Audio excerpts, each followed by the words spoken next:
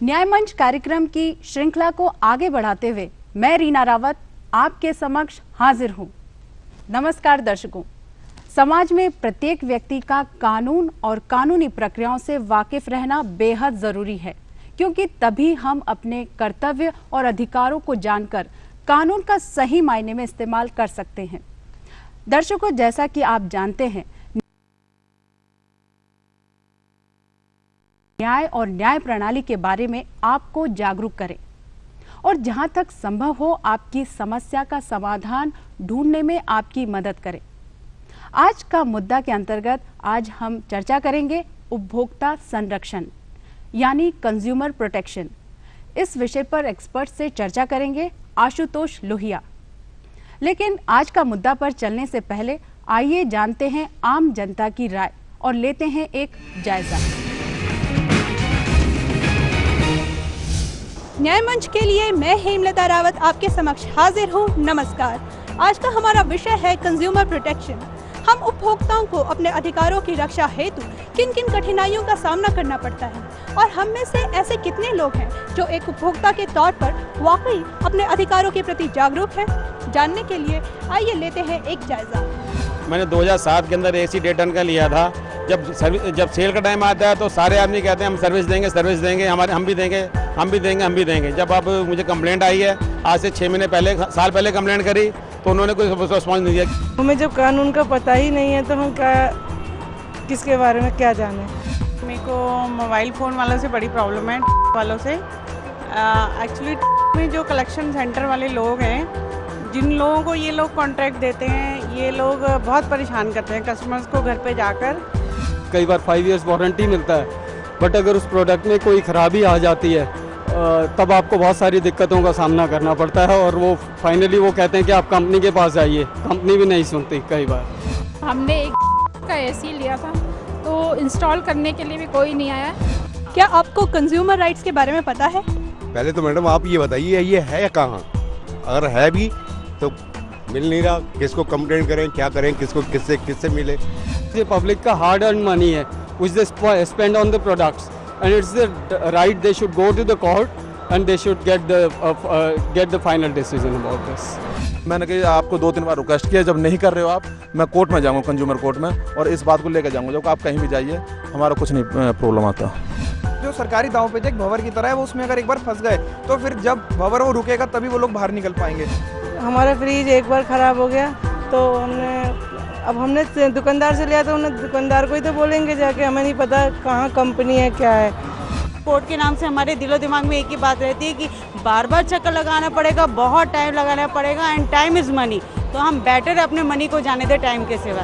तो consumer product के बारे में आम जो पब्लिक है, आम जो नागरिक है, उसको पता होनी चाहिए, ना कि कंपनी के एम्प्लॉय को पता होनी चाहिए। हाँ, हम समझते हैं कि अगर हमको बिल नहीं दे रहे हैं तो अभी हम कोर्ट में जाएंगे या फिर ये उन पे केस करेंगे तो बहुत सारा प्रॉब्लम आने का भी रहता है। रोज़ आपके मोबाइल फ़ोन पर इंश्योरेंस के लिए फ़ोन्स आते हैं, बट इंश्योरेंस कराने के बाद कई बार जब आपको पैसे मिलने का समय आता है तो वो लोग पता नहीं कहाँ नादाराद होते हैं। मेन प्रॉब्लम तो ये है, लॉ आपको पता है यहाँ पे 100 चक्कर लगाने के बाद एक काम होता है। वारंटी और वारंटी का मतलब कोई समझ नहीं पाता पूरी तरह से, और वो बस इसी में हड़बड़ाहट में वो अपने घर में बैठा रह जाता है। तो सोचते हैं कि जितना खर्चा हमारा वहाँ पे हो जाएगा, कोर्ट्स में जो उनका कामों में डिले हो जाएगी, इससे बढ़िया नया खर्चा करके हम नई चीज़ ले लें। कंज्यूमर कोर्ट का नाम लेने से डरते तो हैं, लेकिन लोग सोचते हैं इसमें झंझट बाजी, टाइम वेस्ट, ये सब लगता है, बहुत टाइम लग जाएगा ये पूरा प्रोसेस होने में। तो लोग सोचते हैं कि ऐसे ही छोटे रास्ते से सब बातें निपटा के ख़त्म करें। वॉशिंग मशीन हमारी ख़राब हो गई थी तो हमने ठीक करने दी थी, तो वो कहते भाई चेंज तो हम बिल्कुल भी नहीं करेंगे, सिर्फ इतना ही बोला था कि भाई ठीक कर देंगे, बाकी चेंज नहीं करेंगे। फ्लैट के लिए वो जितना हमारे से डाउन पेमेंट लेते हैं, सपोज उन्होंने 3 इयर्स का एक्सटेंशन दिया है और जो 3 इयर्स करके वो कई बार 6 इयर्स तक चला जाता है, जिससे वो कॉस्ट भी डबल हो जाता है। शायद गवर्नमेंट भी अब अवेयर है, न्यूज़पेपर्स में, होर्डिंग्स में और दूरदर्शन के थ्रू, एड्स के थ्रू लगातार इस चीज़ को लेकर अवेयर किया जा रहा है, बट टाइम विल टेक, अभी समय लगेगा। मुझे ब्रॉडबैंड का कनेक्शन नहीं मिला और मेरा 500 रुपया उन्होंने खा लिया। कोर्ट जाते हुए डरते हैं बिकॉज उसका खर्चा उससे कई बार डबल हो जाता है। तो देखा आपने कितना जानते हैं हम कंज्यूमर प्रोटेक्शन के बारे में। इसी चर्चा को आगे बढ़ाने के लिए हम चलते हैं वापस।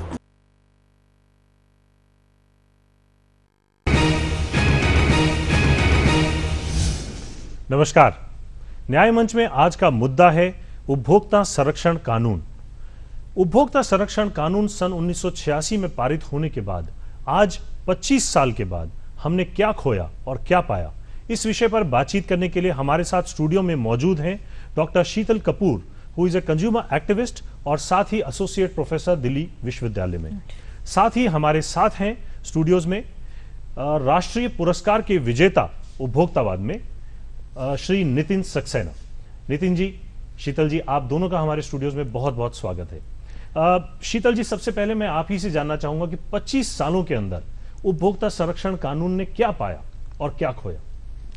25 साल हो गए हैं और हम सभी उपभोक्ता हैं, पर ऐसा देखा जाता है कि जब उपभोक्ता जो है वो आज के भी उसमें वो जो है कई चीज़ों के बारे में जानता नहीं है।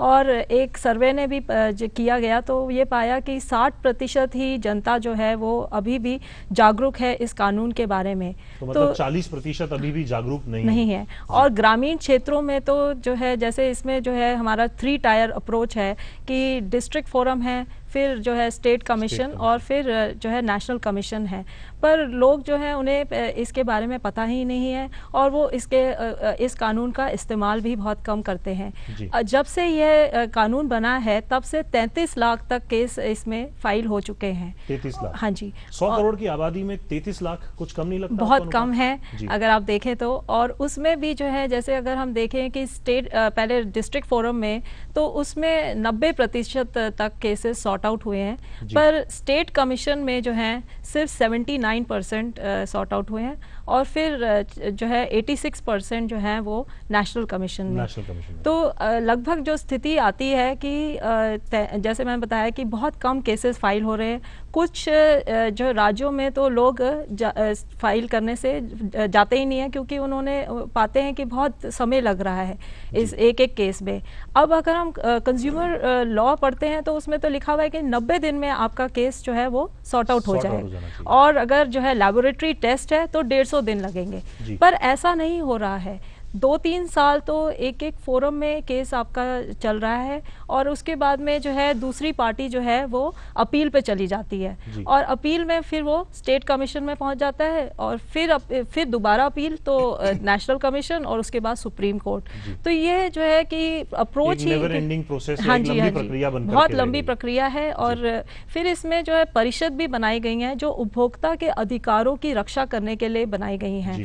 पर ऐसा देखा जाता है कि जो इन परिषदों की कोई मीटिंग्स ही नहीं होती हैं, या मीटिंग्स होती भी हैं तो इनका जो इसमें जो इन्होंने लोगों को इसमें मेंबर बनाया हुआ है वो 150 से ज़्यादा है।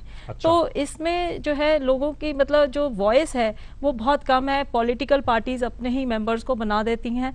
तो उपभोक्ता का जो अधिकार हैं, जो हमें 6 अधिकार मिले हुए हैं, जैसे सुरक्षा है, फिर आप अपनी सूचना का अधिकार है, फिर आपकी सुनवाई जो है, और आप अपनी शिकायत दर्ज करा सकते हैं, और शिक्षा का अधिकार है। पर ये सब चीज़ें जो हैं वो बहुत ही नामात्र रह गई हैं और लोगों तक ये जो बनाया गया था, ये कानून कहा गया कि भाई वकील की कोई ज़रूरत नहीं है, पर वकील ही आजकल जो है पैरवी कर रहे हैं और जो है सिविल केस भी मेरा ख्याल वकील ही फाइल कर रहे हैं। तो ये एक तरह से सिविल कोर्ट बनता जा रहा है, जो कि एक आम आदमी का जैसे कह देना कि भाई ये तो आपको मुआवजा भी मिलेगा, ये एक ऐसा कानून है। वैसे मैं बताना चाहूँगी कि 24 जो है प्रो कंज्यूमर कानून बनाए गए हैं, पर इसमें जो है ये बात एक अच्छी डाली गई थी कि उपभोक्ता को मुआवजे में जो उसे एक्चुअल लॉस हुआ है उसके साथ साथ उसे मेंटल कंपनसेशन भी मिलता है, जो कि उसे मानसिक, जैसे आपका क्रेडिट कार्ड जो है वो गुम हो गया या किसी वजह से आपका जो है आपसे ज़्यादा चार्ज कर लिया गया तो आप परेशानी का उसको सामना करना पड़ता।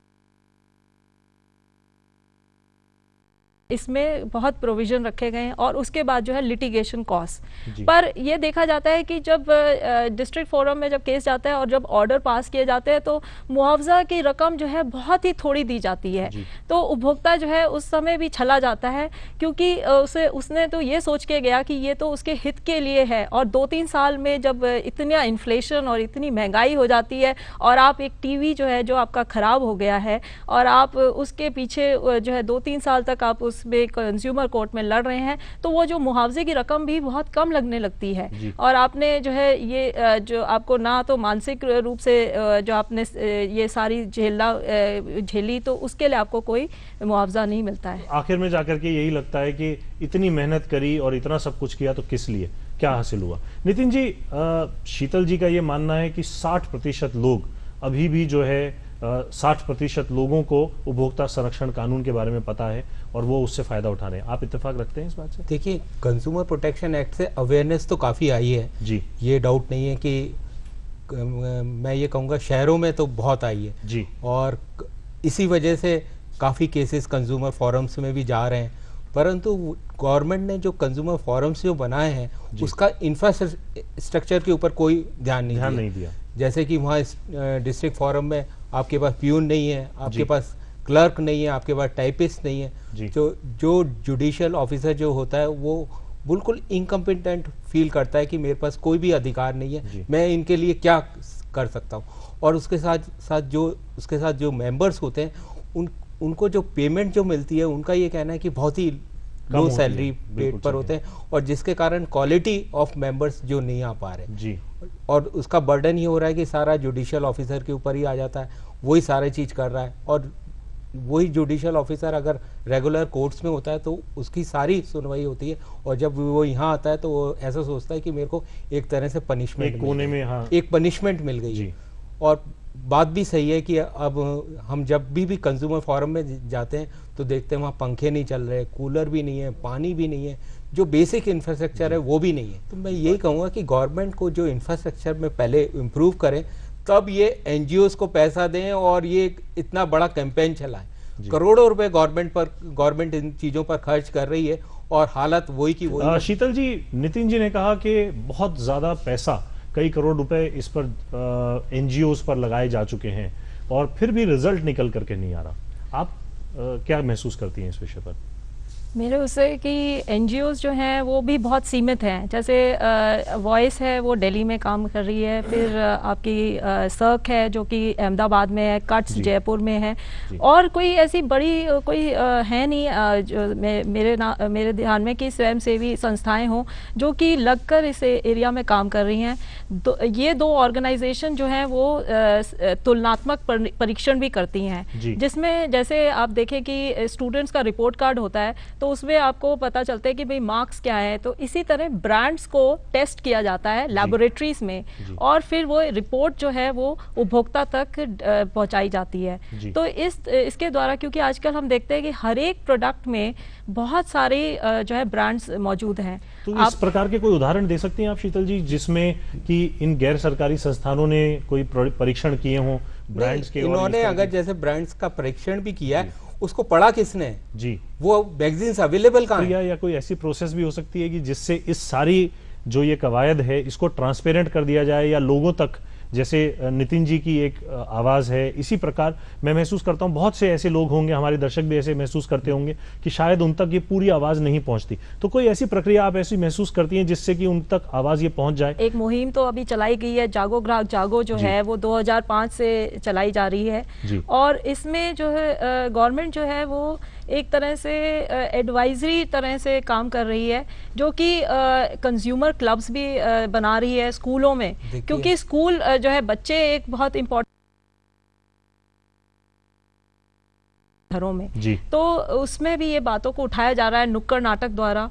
फिर मल्टीमीडिया कैंपेन जो है गवर्नमेंट की, जिसमें कि टेलीविज़न, रेडियो, न्यूज़ प्रिंट, आप देखेंगे कि जागो ग्राहक जागो की कैंपेन जो है वो काफ़ी तक लोग पहचानने लग गए हैं और उसमें काफ़ी सक्सेस मिल रही है। फिर लोकल मोबाइल वैन्स हैं जिनके द्वारा भी गांव में पहुंचाया जा रहा है इससे।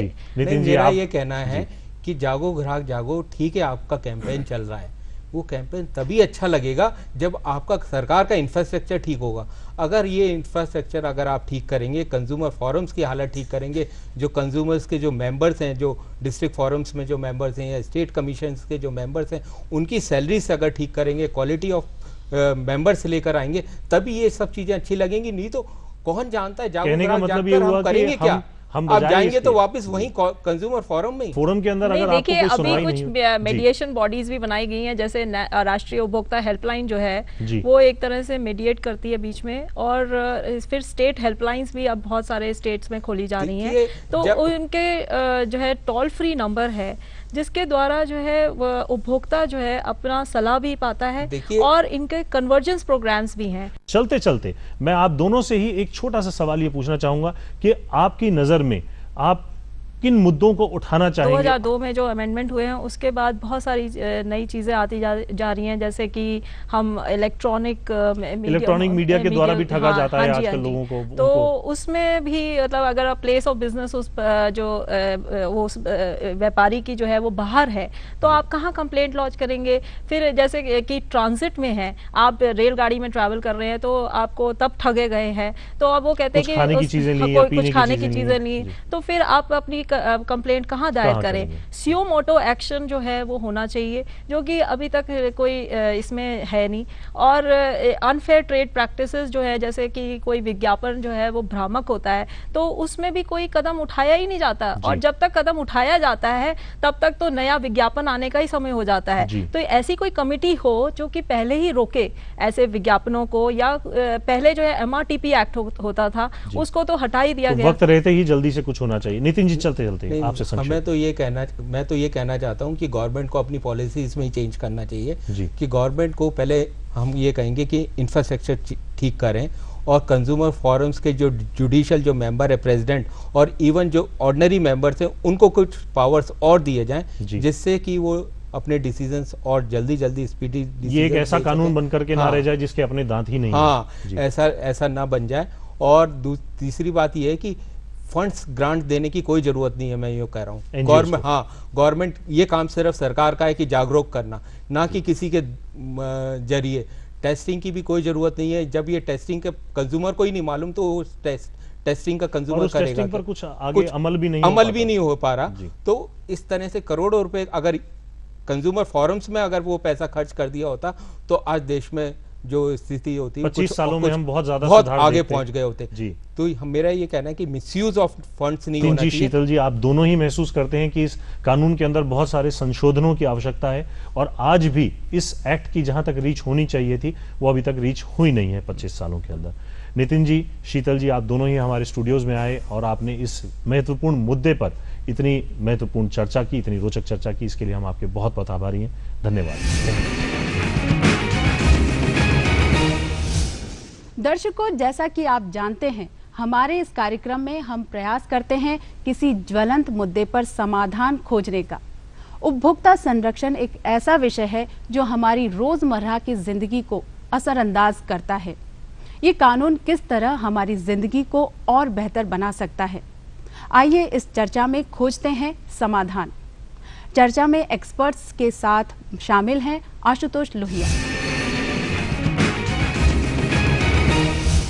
समाधान में आज के मुद्दों का समाधान ढूंढने की कोशिश में हमारे साथ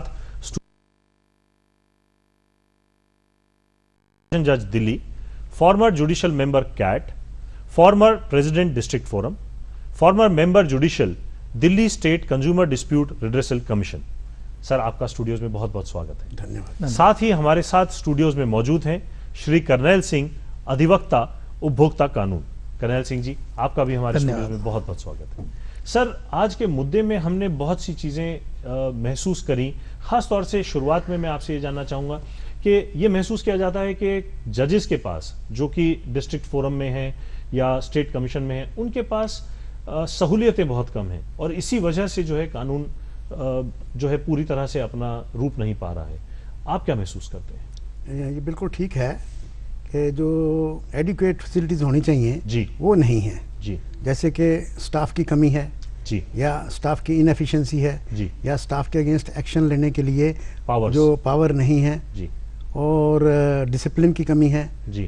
तो किसी ना किसी तरीके ये जो डिस्ट्रिक्ट फोरम में रिटायर्ड ऑफिसर्स आते हैं, जुडिशियल ऑफिसर्स हैं, उनके साथ बाकी मेंबर्स हैं, वो अपना ये देख करके कि क्योंकि कंज्यूमर फोरम्स या कमीशन बने हैं तो इनका काम चलता रहे, तो वो अपनी डेफ्टनेस से, अपने प्रैक्टिकल एक्सपीरियंस से उनको बांधे रखते हैं, डिसिप्लिन में रखने की कोशिश करते हैं जी। मगर क्योंकि इनके पास कोई एडमिनिस्ट्रेटिव पावर नहीं है तो वो पूरी तरह सक्सेसफुल नहीं हो पाते उनके अगेंस्ट कोई भी कार्रवाई करने के लिए। और इनको जो सैलरीज मिलती हैं वो मेंबर्स को सिर्फ ऑनरेरियम मिलता है जी। जो डिस्ट्रिक्ट कंज्यूमर में प्रेसिडेंट हैं उनको डिस्ट्रिक्ट जज की सैलरी मिलती है जी। और वो जो प्रेसिडेंट स्टेट कमीशन है उसको हाई कोर्ट जज के पर्क्स और सैलरी मिलती है जी। और इनमें जो ऑनरेरियम में और इनकी सैलरी में मेंबर्स की और प्रेसिडेंट में है वो इतना वास्ट डिफरेंस है कि वो डिस्पैरिटी अनइमेजिनेबल है जी। और ये डिससेटिस्फेक्शन देती है मेंबर्स को क्योंकि काम तो मेंबर्स का और प्रेसिडेंट का जुडिशियल वर्क सेम है जी। और जो हमने कहा कि equal pay for equal work should be the principle even in labour matters, तो यहाँ वो भी लागू नहीं है।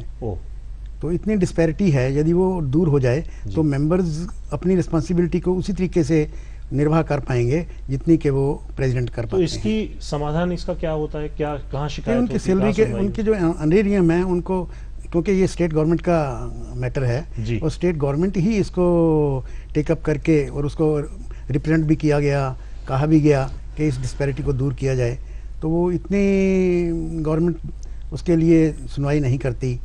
स्टेट नेशनल कमीशन में ये पॉइंट उठा था तो नेशनल कमीशन ने अपने रूल्स अमेंड कर लिए, उस रूल्स में अपने नेशनल कमीशन के मेंबर्स को वही सैलरी जो सेक्रेटरी मेंबर है तो सेक्रेटरी की उसकी पे मिलेगी माइनस पेंशन, और वो जो हाई कोर्ट जज मेंबर है उसको हाई कोर्ट जज की ही सैलरी और विदाउट पेंशन माइनस पेंशन मिलेगी, जो कि ऐसा स्टेट कमीशन में या डिस्ट्रिक्ट फोरम में नहीं है। तो मतलब शुरुआती स्तर पे लेकिन इतनी ज्यादा डिस्पैरिटी है कि उसका कोई सुनवाई और उसका कोई वो भी नहीं है। कर्नैल सिंह जी, आप भी तो कई सालों से कोर्ट में पेश होते रहे हैं, आप क्या महसूस करते हैं, क्या किया जाना चाहिए? नहीं, जो कानून में प्रावधान दिया गया है वो 3 महीने में कंप्लेंट का डिस्पोजल है जी, कि किसी भी उपभोक्ता ने अगर कानून कंप्लेंट फाइल की है तो उसका 3 महीने में उसको निर्णय मिल जाना चाहिए जी। लेकिन पेंडेंसी उपभोक्ता कोर्ट्स में इतनी है कि उसका 3 साल में भी समाधान नहीं है जी। काफ़ी पेंडेंसी पिछले 6 साल के केसेस भी अभी तक चल रहे हैं। उसका रीज़न मूलभूत क्या है कि एक तो रिटायर्ड जजेस की वहाँ को प्रेसिडेंट बनाया हुआ है जो जी, और जो स्टाफ है वो इनएडुकेट है। In your experience as a जज in all the district forums and the state commission also, आपने यहाँ पर कुछ सक्सेस स्टोरीज भी तो पाई होंगी, कुछ ऐसे भी तो ऐसे रहे होंगे? हाँ, नहीं, ये तो सक्सेस स्टोरी का तो आप देख लीजिए कि पेंडेंसी बड़ी है जी। यदि किसी को रिलीफ मिला है कंज्यूमर को तो तभी वो दोबारा दूसरे लोग आएंगे। तो अब जो पेंडेंसी बढ़ती गई, जब ये 2 एस्टेब्लिश हुई थी। अच्छा, 1986 में 86 में जी, 86 में ला बना, 87 में ये कोर्ट बननी थी जी, और अल्टीमेटली 2 कोर्ट एस्टेब्लिश हुई। धीरे धीरे काम बढ़ता गया, लोगों को इसकी जागरूकता हुई और उन्होंने कोर्ट में आना शुरू किया। एक्चुअली तो जो डिस्ट्रिक्ट फोरम्स हैं या डिस्ट्रिक्ट ये कंज्यूमर डिस्प्यूट अथॉरिटीज़ हैं, ये कोर्ट नहीं है जी, इनको पुअर्स कोर्ट कह सकते हैं। अच्छा। पुअर्स के लिए कोर्ट हैं ये जी, और इनको ट्राइब्यूनल कह सकते हैं जी, क्योंकि प्रिंसिपल ऑफ नेचुरल जस्टिस वो ही फॉलो करना है। अच्छा, कि कोई भी कंप्लेंट आती है तो दूसरी पार्टी को नोटिस दे करके बुलाया जाए और उनके जो एलिगेशन उसके अगेंस्ट लगे हैं वो अपने एलिगेशन का जवाब दे और उसके बाद फैसला हो। तो लॉ में उन्होंने इसीलिए 3 महीने की रिक्वायरमेंट रखी थी, मगर वो 3 महीने में नहीं हो पाया क्योंकि पेंडेंसी बढ़ती गई। 2 के 10 आज डिस्ट्रिक्ट फोरम हमारे पास हैं जी, और 1 स्टेट कमीशन है। जो स्टेट कमीशन है वो ओरिजिनल कंप्लेंट्स भी रिसीव करता है जी, जिसकी 20 लाख से ऊपर जुरिसडिक्शन है जी, और उसके अलावा अपील्स भी आती और हैं। अपील भी आती हैं। तो काम तो 10 फोरम का अपील सुनना, 20 लाख से 1 करोड़ तक के कंप्लेंट्स एंटरटेन करना, काम तो इतना बढ़ गया। और खास तौर से दिल्ली की जनसंख्या को देखते हुए, तो सिर्फ दिल्ली में हाल है, दिल्ली में ही जनसंख्या को देखते हुए इनको और कोर्टों की आवश्यकता है, कोर्ट्स की भी आवश्यकता है और उसमें इंफ्रास्ट्रक्चर को प्रोवाइड करना भी जरूरी है क्योंकि अच्छा कॉम्पिटेंट स्टाफ लगाया जाए और उनको जो डिस्ट्रिक्ट फोरम्स हैं या स्टेट कमीशन है उसको एडमिनिस्ट्रेटिव पावर दी जाए उनको कंट्रोल करने के तो लिए। सर किस तरह के मुकदमे ज्यादातर आते हैं और उनमें किस प्रकार से लोगों को समाधान मिलता है या उनको किस तरह से? ऐसा ना मोस्टली तो ये है कि जो गुड्स हैं जो परचेज करता है एक कंज्यूमर जी, वो गुड्स में आप एक पेन से लेकर के एयरक्राफ्ट तक भी गुड्स में आता है, सुई से हवाई जहाज तक, सुई से हवाई जहाज किसी भी चीज के लिए, किसी भी चीज के लिए जो यदि उसने परचेज किया है और कंसिडरेशन पे की है तो ही इज ए कंज्यूमर जी। तो वो कहाँ आएगा? कंज्यूमर कोर्ट में आएगा। यहाँ एफिकेशियस रेमेडी है, स्पीडी जस्टिस है। Speedy in the sense other courts में एक्सपेंसिव है, यहाँ इनएक्सपेंसिव है। तो कोई कोर्ट फी बिल्कुल नॉमिनल है, नहीं है, वकील ना भी हो तो भी एंटरटेन होती है कंप्लेंट और कंप्लेनेंट को सुना जाता है और उसको रिलीफ जो उसको बनता है तो दिया जाता है। और कोर्ट फीस भी नहीं लगाई जाती है यहाँ पर? कोर्ट फी नहीं है मगर नॉमिनल अब रख दिया है, पहले बिल्कुल नहीं थी। तो उससे लिटिगेशन बढ़ी तो उन्होंने उसको कर्व करने के लिए टेंडेंसी को तो उन्होंने थोड़ा सा नॉमिनल जैसे 1 लाख रुपए तक लिटिगेशन ना आए या कोई फिजूल में 100 रुपया है जो बिल्कुल नॉमिनल है 1 लाख रुपए तक जी, और उसके ऊपर 200 रुपया है। तो ऐसे जितनी जिसकी फाइनेंशियल लिमिट है उसके हिसाब से उसको कोर्ट फी लगाई है। मगर इसको कोर्ट फी ना ही कहें तो ज़्यादा अच्छा है।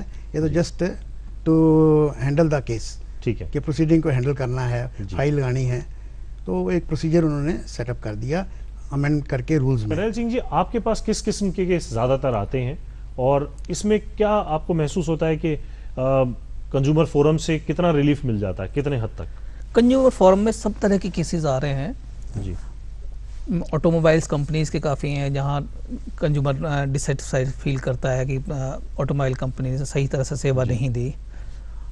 इवन कि आपके जहां से आपने कपड़े खरीदे, किसी टेलर ने आपके कपड़े सही नहीं सिले, वहां से भी आती है। आपने कोई प्रोडक्ट खरीदा, प्रोडक्ट में कोई डेफिशिएंसी है, उस तरह के प्रोडक्ट्स की तसल्ली नहीं है, वहाँ पे तसल्ली नहीं हुई, आपने उसको शिकायत की और शिकायत के बावजूद भी रेक्टिफाई नहीं की। इलेक्ट्रिकल बिल्डर फ्लैट्स ऐसी तो बहुत कंप्लेंट्स हैं बिल्डर्स के खिलाफ तो जी जी। सो इस तरह की कंप्लेंट्स काफी जी हद में है।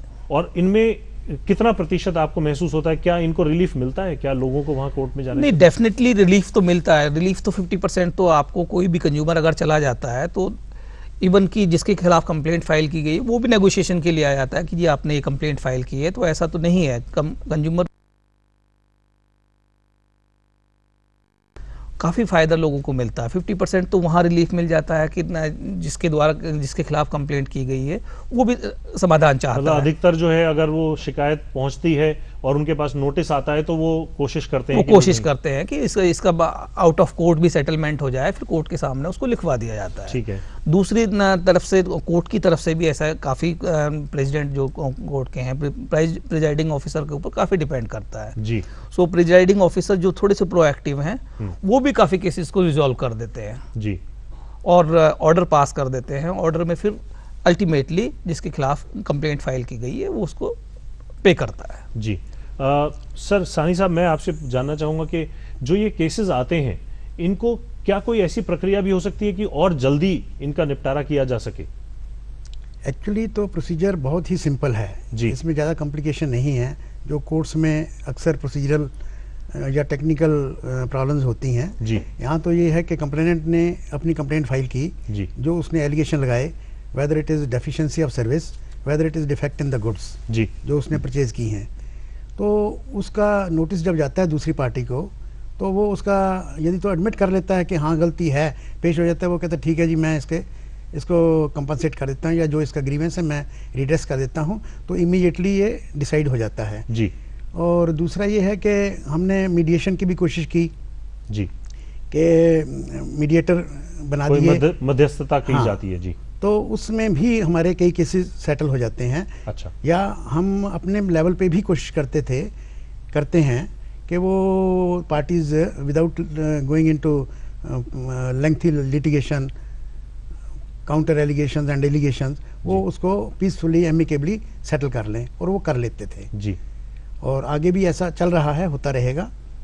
और उसके अलावा जहाँ तक स्पीडी की बात है, लॉ ने तो ऑलरेडी प्रोवाइड कर रखा है, जैसे मिस्टर करनाल सिंह ने कहा है कि 3 महीने में डिस्पोजल होनी चाहिए जी। वो डिस्पोजल इसलिए नहीं हो रही कि लिटिगेशन बढ़ गई जी, और कुछ फ्रिवलेस कंप्लेंट्स आ जाती हैं जी, जिनको यदि हम एज ए प्रेसिडेंट उसी वक्त एडमिट करते वक्त ये डिसाइड करें कि whether he is a consumer or not, whether the consumer complaint is made out or not, whether this person who has come with clean hands जी। तो उस वक्त उस ईवल को यदि हम निप कर लेते हैं तो काम कम हो सकता है। यदि हम विदाउट केयरिंग कि everybody who has filed the complaint is entertained issue कर दिया जाए बिना, तो उससे क्या होता है कि लिटिगेशन बढ़ती है। अधिवक्ता का भी हाथ होता है, जो जिस अधिवक्ता के पास वो लोग जाते हैं, अगर वकील ही उनको ये बता दे कि आपका मुकदमा सही है या इस पे कोशिश नहीं की जानी चाहिए, तो कर्नल सिंह जी आप क्या महसूस करते हैं? नहीं, ऐसा कई बार हुआ है। यस, यहाँ एथिकल बातें भी हैं जी, कि अगर एथिकली लॉयर उसको ये बता दें कि भाई ये मेंटेनेबल नहीं है या आप उस कैटेगरी कंज्यूमर की कैटेगरी में नहीं आते हैं, सो इस तरह से काफ़ी इस कंज्यूमर कंप्लेंट्स को रोका जा सकता है और इससे कोर्ट का टाइम बचेगा और उपभोक्ता को भी अननेसेसरी हैरेसमेंट। एक सवाल यहाँ पर सानी साहब ये भी आता है कि काफ़ी लोग ये महसूस करते हैं कि कंज्यूमर प्रोटेक्शन एक्ट के अंदर ये जो उपभोक्ता संरक्षण कानून है, इसमें पूरी ताकत नहीं है, जो पावर्स होनी चाहिए कोर्ट के पास, अगर कोई उनके फैसले के खिलाफ जाता है तो उनको सजा देने का प्रावधान भी होना चाहिए। ऑलरेडी है जी, सेक्शन 27 जी जिस कंज्यूमर प्रोटेक्शन एक्ट में ये प्रोवाइडेड है कि यदि कोई ऑर्डर पास किया है किसी भी ये रिडेसल एजेंसी ने, district consumer forum, state commission और नेशनल कमीशन, और उसको वो जो अपोजिट पार्टी जिसके अगेंस्ट ये फैसला आया है वो उसको नहीं मानता है, तो उसको 3 साल तक की सजा हो सकती है, 10,000 रुपये तक जुर्माना हो सकता है, और उसको जितनी भी ये एजेंसीज हैं, तीनों अथॉरिटीज, इनको मैजिस्ट्रियल पावर हैं, they can arrest a person, summarily try. तो आमतौर पर जब कोई फैसला पारित किया जाता है तो उस फैसले की पूरी तरह से जो है पालना भी होती है? बिल्कुल होती है जी, क्योंकि उसमें सेक्शन 25 में तो कोई दूसरी जिसके अगेंस्ट पास किया ऑर्डर वो उसको कंप्लाई नहीं करता जी, तो उसकी प्रॉपर्टी अटैच की जा सकती है। अच्छा, और यदि फाइनल ऑर्डर है जी, तो सेक्शन 25(3) में उसके जो कलेक्टर को भेजा जा सकता है as a collection of revenue जी, तो उसकी प्रॉपर्टी अटैच करके या उससे कैसे रिकवर करना है एज ए रेवेन्यू वो कलेक्टर उससे लाता है। तो जो कोर्ट्स हैं, जो फोरम्स हैं या ये रिड्रेसल एजेंसीज हैं, ये सर्टिफिकेट इशू करती हैं अंडर द लॉ। अच्छा, जिसको कलेक्टर है वो फॉलो करता है और रिकवरी होती है, क्योंकि ये मनी डिक्री है मोस्टली, तो हम आइदर डैमेजेस देते हैं या उसको कंप्लाई कराने के लिए कहते हैं कि गुड्स वापस कर दो, रिप्लेस कर दो या उसका पैसा रिफंड कर दो, तो उनको करवाया जा सकता। आपकी समझ में ये जो कानून है ये अपने आप में पर्याप्त है और यहाँ पर पूरी ताकत, पूरी पावर्स दी गई बिल्कुल पूरी पावर, अगर इसको पूरी तरह से इम्प्लीमेंट किया जाए। कर्नल सिंह जी, आपका क्या अनुभव रहा है इन मामलों में? नहीं, जहाँ उपभोक्ता फोरम प्रेसिडेंट काम कर रहे हैं वहाँ तो काम ठीक चल रहा है। जहाँ इंफ्रास्ट्रक्चर की कमी है, जहाँ प्रेसिडेंट नहीं है या एज के कारण भी कई बार ये काम नहीं हो पाते क्योंकि रिटायर्ड होके आते हैं जी, सो उतना इंटरेस्ट उनका उस काम में रहता नहीं है जी, सो वहाँ पेंडेंसीज बढ़ जाती हैं जी, और उन पेंडेंसीज के बढ़ने के कारण फिर वो कितनी बार कितना भी एक्टिव नेक्स्ट प्रेसिडेंट आए वो पेंडेंसी चलती रहती है। चलते चलते संक्षेप में मैं अगर आपसे ये जानना चाहूं कि क्या आप कोई और सुझाव देना चाहेंगे कि उपभोक्ता संरक्षण कानून को और ज्यादा ताकतवर बनाया जा सके? मैं तो यही कहूँगा कि एक तो जो डिस्पैरिटी बिटवीन दी पर्क्स है वो रिमूव की जाए जी, उनको पूरा इंसेंटिव दिया जाए जी, ताकि जो बेंच चल रही है वो अपनी पूरी मुस्तैदी से इंटरेस्टिंगली एफिशिएंटली काम करे जी। और दूसरा ये कि जो स्टाफ है उसके ऊपर कंट्रोल, मतलब एडमिनिस्ट्रेटिव पावर्स दी जानी चाहिए और साथ ही साथ उनको और ज्यादा सहूलियतें और फैसिलिटीज दी जानी चाहिए। कर्नल सिंह जी, आप क्या कहना चाहेंगे?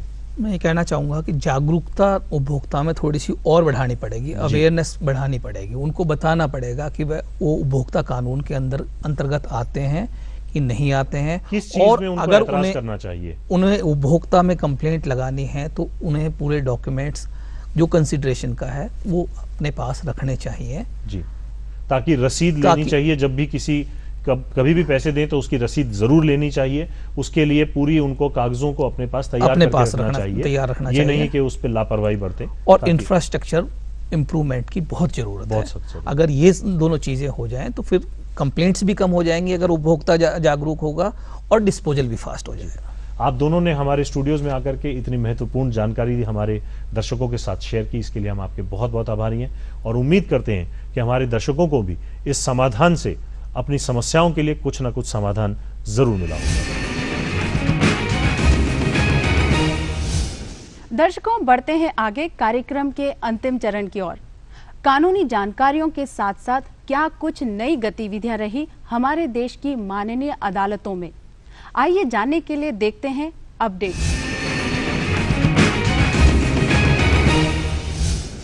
नमस्कार, पेश है आज के अपडेट्स। सुप्रीम कोर्ट की बेंच ने कुछ पुलिसकर्मियों की जमानत अर्जियों को खारिज करते हुए कहा कि जिन केसों में पुलिसकर्मियों के खिलाफ फर्जी एनकाउंटर साबित हो जाए उनमें मौत की सजा दी जानी चाहिए। कोर्ट ने कहा, यदि पुलिसकर्मी अपराध करते हैं तो उन्हें ज्यादा कठोर सजा दी जानी चाहिए, क्योंकि वह अपनी जिम्मेदारियों के पूरी तरह विपरीत काम करते हैं। दिल्ली हाईकोर्ट ने अपने पुराने ऑर्डर को दोहराते हुए दिल्ली यूनिवर्सिटी के टीचर से फिर कहा कि वह सुनवाई तक सेमेस्टर के हिसाब से पढ़ाए। हाईकोर्ट ने ये निर्देश उस याचिका पर सुनवाई के दौरान दिया जिसमें दिल्ली यूनिवर्सिटी ने सेमेस्टर सिस्टम से ना पढ़ाने वाले टीचर्स के खिलाफ अवमानना की कार्रवाई की गुहार लगाई। उत्तर प्रदेश के ने 10 लोगों को फांसी की सजा सुनाई और सभी आरोपियों पर 10-10 हजार का जुर्माना भी लगाया। सुप्रीम कोर्ट की राय में ऑनर किलिंग दुर्लभतम मामला है, फिर चाहे इसके पीछे कारण कोई भी हो। ऐसे जघन्य अपराध के लिए मृत्युदंड की सजा दी जानी चाहिए। पारिवारिक विवादों के बढ़ते मामलों के जल्द और सकारात्मक निपटारे की पहल के मद्देनजर दिल्ली के साकेत जिला अदालत में फैमिली कोर्ट की शुरुआत की गई है। इस अवसर पर जस्टिस दलवीर भंडारी ने कहा कि वर्तमान में रोहिणी व द्वारिका में 6 कोर्ट कार्य कर रही हैं और जिनके काफी बेहतर परिणाम आ रहे हैं। हाईकोर्ट ने जनहित में अधिकारियों के तबादलों को जरूरी बताते हुए दिल्ली पुलिस के एक सहायक पुलिस आयुक्त को अंडमान निकोबार भेजे जाने को सही ठहराया है। दिल्ली हाईकोर्ट ने सुरक्षा कारणों से राष्ट्रपति भवन के पास निजी आवासीय परियोजना को मंजूरी देने से इनकार कर दिया है। इसके लिए अदालत ने भूमि के उपयोग में बदलाव की अनुमति देने के अपने पुराने फैसले को रद्द कर दिया। तो ये थे अपडेट्स, इजाजत दीजिए, नमस्कार। तो ये थे अपडेट्स। अब समय हो चला है आज का कार्यक्रम समाप्त करने का।